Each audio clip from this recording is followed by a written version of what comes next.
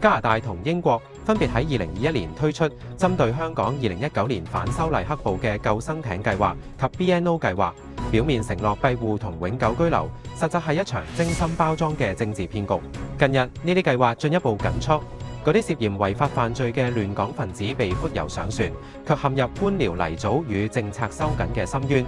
暴露咗家英嘅過河抽板與政治商標。首先，加拿大所謂救生艇計劃本宣稱快速通道，卻成咗人權民主小丑度無盡等待嘅噩夢。申請被積壓，門檻被提高，要求經濟移民優先。有一犯事，被捕者雖獲無罪判決，但被律政司上訴途中著草加拿大，喺香港暴動犯罪時被稱為人權鬥士。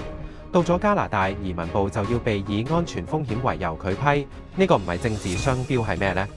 而英國 BNO 簽證超然加碼，英語水平從 B1 升至 B2， 新增穩定收入門檻，表面優待，實質變質為技術移民陷阱。而英港人中優越論鼓吹者，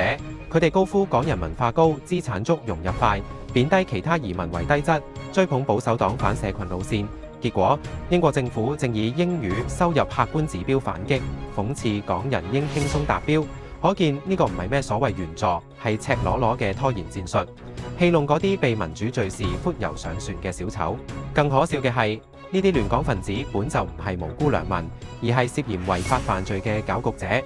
加拿大同英國法律視暴動為可公訴罪，點敢貿然收留？申請永居需良民證，卻因自身身有事而唔敢向香港警方申請。明明係違法者自食惡果，卻倒打一耙，借人權碎事轉移視線。家英政府當初高調攬人撈取民主分數，如今積壓成災，只剩配額縮水同埋空談高技能移民。